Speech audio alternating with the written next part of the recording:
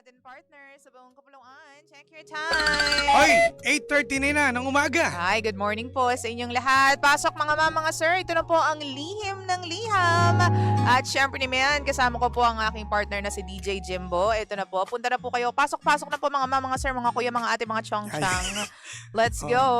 Gubad kayo ng chinela sa kakalampaso lang namin. Oo, mais kayo. Punta kayo at sa Facebook Energy FM 1067. Sa TikTok naman po, Energy FM 1067 din. And of course, pwede po kayo magparamdam sa amin kung meron po kayong load. By all means, i-message nyo po kami. Let's go. 45 09-367-92. 87. Perfect. Ayan ha. Partner, yung kwento natin ngayon, masakit para sa isang babae. Natulad ko Grabe naman Naintindihan Grabe ko kayo naman. Ganyan ba yung mga lalaki? Actually, ito muna ang partner, ang reaction ko. Ay, oo nga pala. Sorry na. Oo. Ito yung nakakalabas ng usok Ay, Sa ilong. okay. Galit ka na galit ka dyan sa part na yan. Hindi ko hindi ako kay sino to? Hindi sinabi pangalan, di ba? Hindi, wala siyang pangalan. Kasi alam niya. Madali siyang matutunton ng mga operatiba. Kokobrahin ko siya pag kokobrahin. Bakit ko kobrahin? Hindi. Joke lang joke. Yun lang, regarding dun sa sa letter sender natin, no? Unahin ko muna si yung girlfriend niya. Yung girlfriend. Maraming hindi naliligo? Ha? Grabe ka naman. Hindi nag-aayos ng sarili na lang. Kasama na rin yun, yung part na yan. May plano ba siyang maging taong grasa? Hoy! Grabe ka naman! Kasi hindi naliligo. Hindi nag-aayos. Oo. Pero alam mo, sa totoo lang, ito serious. Sorry, late reaction. Ako kasi di ba, halos lahat sinabi ng letter sender natin Ano bang gusto niya mangyari sa buhay ng babae, Hindi girlfriend kasi, niya? alam mo yun yung nagiging problema, partner, no? Pasindabi po sa mga magjojowang matagal na. Pero kasi kapag tumatagal na talaga yung relasyon, you become comfortable with your partner, Pero di ba? may rason, may reason niya kung bakit nagkakagano yung girlfriend niya. Alam mo kung bakit? Ano yun? Bakit? Na-stress siguro dito sa lalaki. May ganun, Bakit? hindi, Sa tingin mo? syempre, kwento niya to, siya bida Sa bagay. Diba? Pinagtatanggol ko kayo, pinagtatanggol ko kayo, Pinagtatanggol ko kayo. Konti lang yung niya, wala siyang mga splok doon sa kwento niya. Parang halos ng kwento niya, halos siya yung, siya, victim yarn. Diba? Victim yarn. Hindi, ako, sa totoo lang, mali yung desisyon na itong lalaki ito, ihiwalayan niya. Bakit? Anong rason? Kasi Hindi nga, porket hindi siya nag-aayos. Kasi alam mo, minsan talaga mga babae, alam ko kayo pa ba, hindi nag-aayos, hindi... May mga dahilan kung bakit nagagawa niyo 'yun. Siguro stress sa jowa nga, may mga problema na tama yung tinaayos. comment nitong si Hilma Wari, baka naman kasi busy yung girlfriend. Pwede rin naman. Busy, pwede rin. Pwedeng sa trabaho, nasa-stress sa trabaho. So, alam mo yung nagiging outlet nga, yung pagkain, yung pagiging komportable. Yes, Di ba pwede rin yun, Pwede rin. Pero hindi naman din dahilan na para makipaghiwalay ka. Ang kapalo, hindi porket tumaba. Hindi ka mapabayaan lahat. Sarili. Kasi may mga, sa bagay may point din tong ating, commenter, yung mga chismosa natin na sinasabi na baka nga stress alam mo may mga babae, correct mo lang ako, ito yung mga kadalasan na nakikita ko at sa mga tropa ko rin, na pag-stress sa trabaho, dinadaanan sa pagkain, stress eating, di ba? Yung kadalasan ginagawa nila. Minsan hindi na nga nakapaligo. May gano'n Kasi ang dami pinapagawa ni boss. Boss, bakit gano'n? Bakit gano'n naman kasi, boss? Pero sana naiintindihan naman itong lalaki. Tanungin mo naman din kasi. Hindi naman rason na para makipaghiwalay ka porque nag-iba. Dapat niya, di ba? Package deal yan tinanggap mo siya, minahal mo siya, kahit anong mangyari sa kanya, tumaba man niya, pumayat, dapat walang nagbago. Alam mo, partner, ito nga yung sabi nila Sabi ng mga eksperto pagdating sa pag-ibig, kapag daw tumataba ka, mapalalaki o mapababae ka, tapos in a relationship ka, pag nag-gain ka ng weight, ibig sabihin, you've found the one. Ibig sabihin, nandun ka sa tamang tao. Pwede, diba? Kasi hindi ka nasi-stress Kasi minsan ang stress, imbes na maging blooming ka, medyo hindi ka, parang tuyo ang itsura mo kasi kakaisip sa problema, mas tumatanda ka tingnan. Pero siguro, dahil nga lumulusog siya, baka naman dahil sa magaling ka mag-alaga. Yun din kaya siya lumulusog. Dapat nga maging proud ka pa. Kasi nga, yung mga nakakita, wow dati ang puyat-puyat tumaba, siguro ang galing mag-alaga nito. Diba? Bomba na! Diba? Baka naman buntis, kaya ganun. Yun. Diba? Mas okay ba mapakinggan yan Kesa naman sabihin, pumayat ka, ay, adik. Hoy, hindi naman. Di ba, yun yung mga sasabihin, pumayat to dahil nakilala siguro itong dalawang Siguro, to, ganyan. oo, ganyan. Oh, Grabe yan. naman. Grabe naman yung boyfriend niya. Gusto kasi siguro payat siya, kaya hindi siya pinapakain. Yan. Siguro walang Abaya, budget lagi. Abaya, Oo. inayaan, ganun. Diba? Nakakaloka. Pero yun nga. Pero yun, minsan, kasi ang tanong niya sa atin, partner, dapat bang hiwalayan? Magiging masama daw ba yung datingan niya kung hihiwalayan niya? Ako kasi nandun ako sa part na, sorry na ha, minsan kapag hindi ka na masaya talaga, kahit ano pa yung rason, Oo. sige, gumalaw ka, umalis ka. Ay, Pero yun huwag ang kang ano mo, magsisisi. Yun ang bigay mo sa kanya. Pero buntot mo, hila mo. Ah. 'Di ba?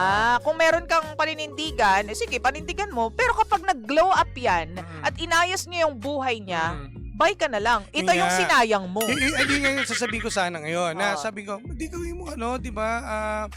Kumbaga, challenge to sa sarili mo, no? True. Na, di ba, pag pinaganda mo yung jowa mo, nandiyan ka sa tabi niya, alam mo, lahat naman susundin niya.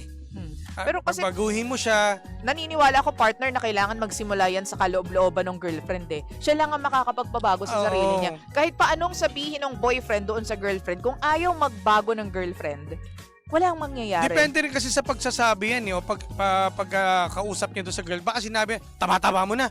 Tapos di ka pa naliligo, pantot mo pa. Hoy! Nasasaktan yung babae, Harsh nagagalit. naman. Baka nga, mas maganda, sabihin mo yung, kumbaga na, oh, baby, oh, babe, mahal, oh, tulungan kita ha, alam ko, na-stress ka, hindi man sa akin, sa trabaho, andito ako para, gabayan ka, Or- tulungan kita. Or what if, partner, mag-usap sila ng masinsinan? Mm. Babe, sorry ha, napansin ko lang. Mm, Ayoko yan. lang ayoko ma-offend ka or anything, pero kailangan natin to pag-usapan.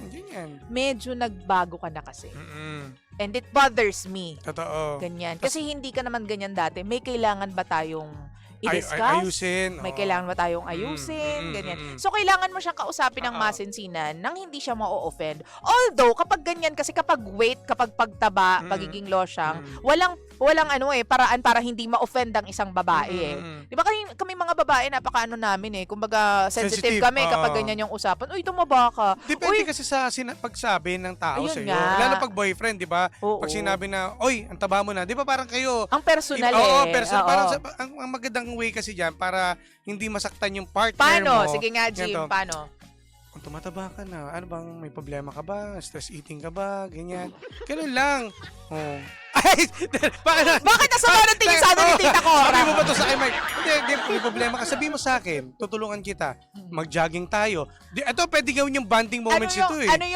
Yung style na hindi mo kailangan sabihin yung word na tumataba ka O sige. na. Paano mo siya i-address dun sa Sabi ko, mo, hindi ko girlfriend na, mo? ito, jogging tayo para medyo healthy tayo. Ganun lang. Siguro, no? Or ano tayo, walking tayo. Babe, kailangan may sport tayo. Oo, kasi ako, kumbaga, iaayo mo sa sarili mo. Ako kasi parang, alam mo yun, parang humihina resistensya ko. Mm-mm. Tara, total, mas maganda to, magkasama tayo. Oo. At least healthy tayong dalawa. Ganun lang. Yan. Tapos after parang mag-jogging, kain kain kayo. tayo si Pata. Oo. Wala kang kwenta dyan. Ayamot ka. kain tayo, tapos doon tayo sa buffet. Banding din tayo sa pagkain naman. Ako, ano na lang, wag mo na lang, hindi naman kasi sa akin rason kung tumaba ka, or, kumbaga, naging losyang ka. Ano yan eh, may pinaghuhugutan kasi yan, partner eh. Sa tingin mo? Oo, mayroon yan. Ako Kailangan lang nila mag-usap ng maayos. Ako sa tingin ko, partner, ang babae, kahit pa mag-gain ng weight, basta maayos yung itsura niya, kumbaga, nag-makeup pa rin siya, mabango siya, yung madalas siya maligo, okay lang eh. Pero once na hindi ka na naliligo, Yun nga kasi ang hindi hirap- ka na nagsusuklay, Ay, sa totoo lang, hindi ka na nagme-makeup, papunta na tayo doon. Yung nga, tanong ko kanina, baka may plano siya maging taong grasa. Kasi pag ganyan, ang hirap na talaga hiwalay kapag naging Abdul Jabbar yung amoy Diba? niya. Diyos ko. kababae mong tao, tapos Abdul Jabbar Oo, ka dyan. Kaya nga, hindi, tulungan mo. Huwag mong Yeah. iwan. Siguro, kapag kasi wala pa ako nakikita sa kanya o narinig sa letter sender natin na sinabi pipilitin kong ayusin siya, tulungan siya, ganun eh. Wala akong narinig eh. Ang narinig ko lang lagi na Iwan losa siya. Parang Gusto ko na gusto siyang... kong iwan, Oo. losang na siya. Pangit yun. So Bakit dapat yun? sa'yo, samahan mo siya. Samahan mo siya. Kahit anong maging Oo, itsura niya. Sa'yo dapat ginawa, babaguhin mo siya. Partner kayo eh. Oo. Kapag ayaw niyang kumbaga ito, pag ginawa mo na, binigay mo ng best mo, ayaw pa rin, wala pa rin nangyari. Yun Ayan, na. diyan ka na Saka mag-decision. na. O dahil dyan, partner, basa tayo kahit ilang mga Oo. comments lang ng mga pangga Sorry, natin, naku, ha? ang Kasi haba, yun. G na G kami. Oo, Medyo eh. mag-overshoot tayo sa Oo, time, eh. ma-overshoot Oo, kami. Teka, oo. angat ko Baka ba? ma-shoot kami nung Oo. baklitas. Ang haba, ito partner. Dito muna tayo kay Choyams Red. Good AM, Idol Jim and Linz. Para sa akin po, kuya, mali kung tumaba or ano man. Yan, kung mahal mo ang isang tao, tanggapin mo. Pwede mo kausapin ng maayos, hindi mo mahal yung girlfriend mo. Huwag kang magjowa habang buhay. Nakikita ko si gusto lang niya sexy. Ito, Oo. sabi nito ni Alicia Guevara, iwan mo na kagad siya. My God, ha? Bakit siya nagkakaganon? Sabi mo nga, wala pa kayong anak. Oo, di ba? Paano pa kung magkaanak kayo, iiwanan mo para matauhan? Oo, Ha? di ba?